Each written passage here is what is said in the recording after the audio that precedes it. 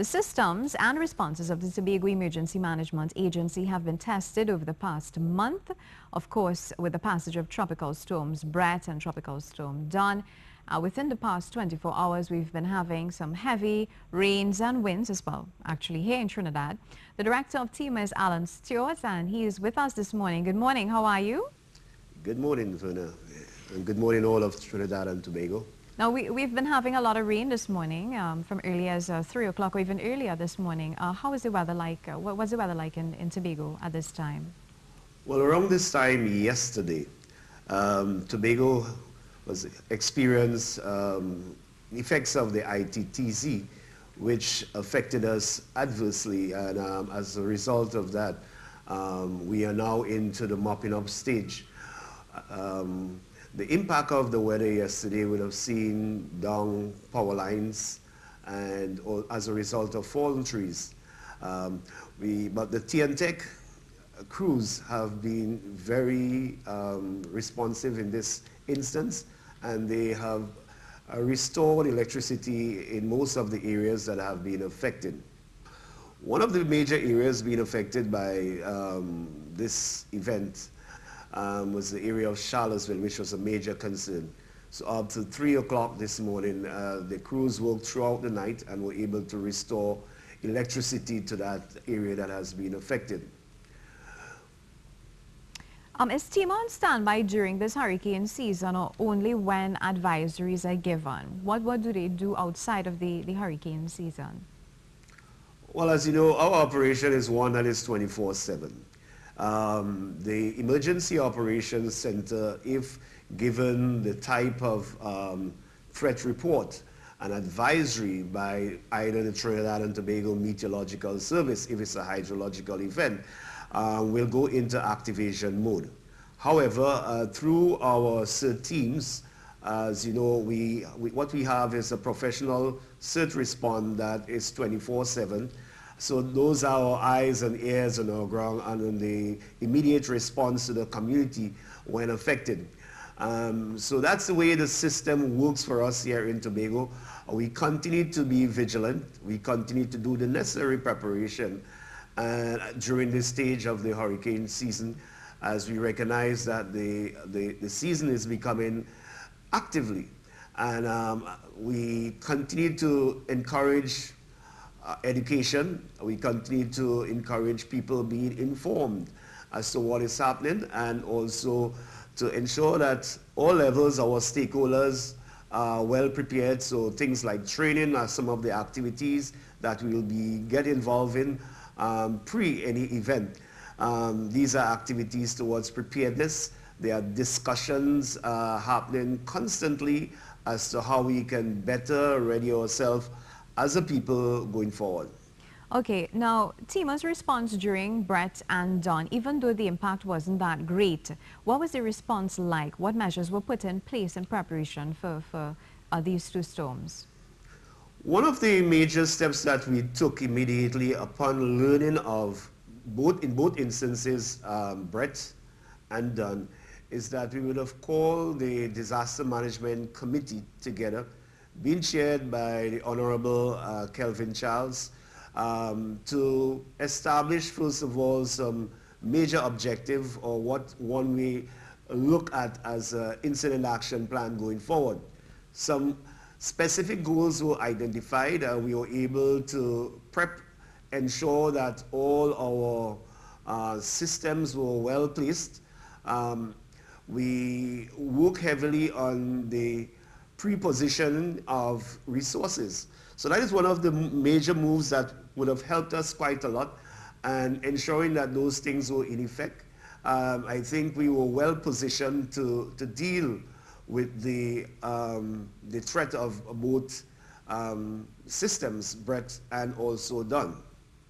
Were you able to identify any weaknesses in your putting things together, putting things in place in terms of the response? Were you able to identify any weaknesses or shortcomings that you plan to work towards eliminating in the future? One of the major areas, there are about a couple of areas that we consider to be gaps in the systems that we need to constantly work on. One is to deal with mass casualty events. Another is the area of debris management on a major scale. These will always be a challenge for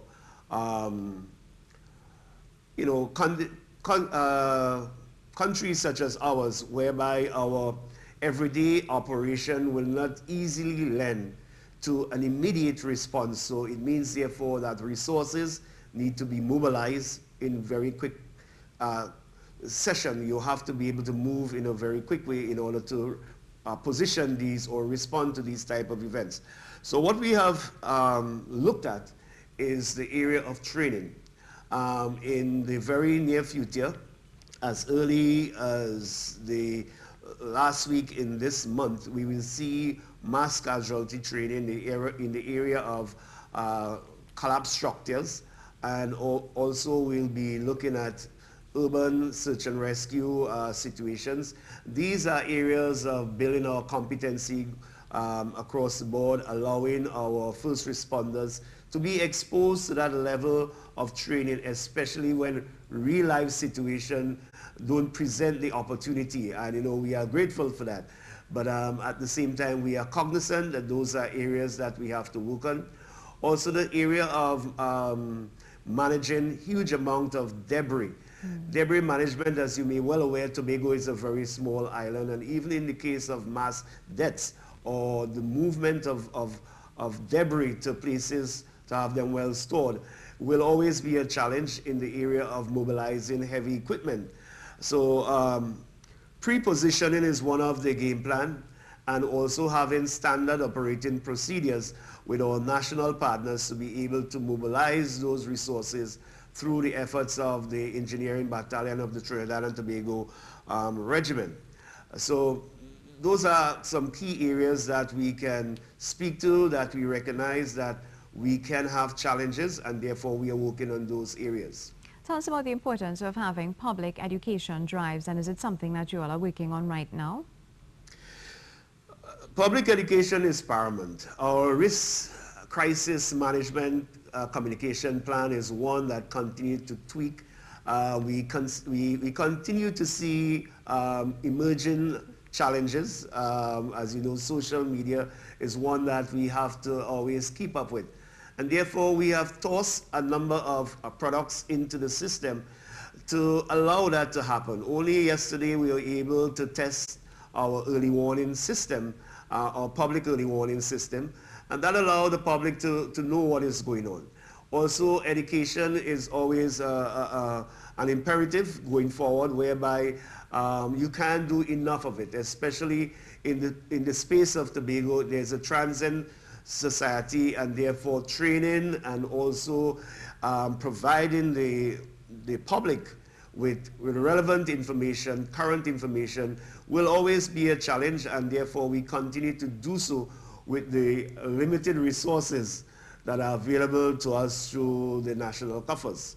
You mentioned limited resources. Have you seen a reduction in resources to TEMA, and how has this impacted the organization's ability to respond, its effectiveness?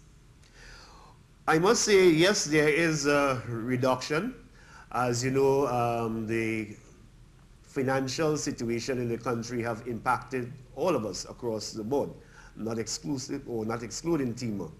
But what has worked well for us is that through the efforts of the Tobago House of Assembly, early o'clock, I recall as early as 2003, decentralization of resources was one of the primary things that we did, and it helped us. So the stock levels are up. However, it plays or it asks for a serious maintenance program to maintain these resources, to ensure that the efficiency and the proficiency levels are where they ought to be. So we continue to see that level of maintenance taking place, and where acquisition can be made, we do so as it relates to resources. You spoke about there being training in debris management and first response, training persons with collapsed structures and that kind of thing. How do persons come on board in terms of voluntary assistance? How do they get in contact with you to access training of this nature? These training, I must say, are very specific. They are sponsored training by personnel or some of our international stakeholders. However, we also provide for volunteerism, which is a core part of the operation. Persons wishing to get involved with TEMA, we have a very much open door policy. Online persons can go to our TEMA webpage, tema365.com, and access or make themselves available, or they can come into the Emergency Operations Center at Barcolet and indicate their willingness, or they can integrate themselves or approach the search center to be engaged as a volunteer. Upcoming emergency drills in the future? Are there Certainly. As I indicated, may I reiterate that in late of this month, we will see a collapse structure training taking place on the island. This is in collaboration with the Caribbean Disaster Emergency Agency, CDEMA, and therefore at least 25 persons will be trained from various quarters, members of the Trinidad and Tobago Defense Force Reserve that are stationed here in Tobago, first responders from areas of health, and also our CERT teams, the Trinidad and Tobago Fire Service. These are agencies that will be involved in this training program.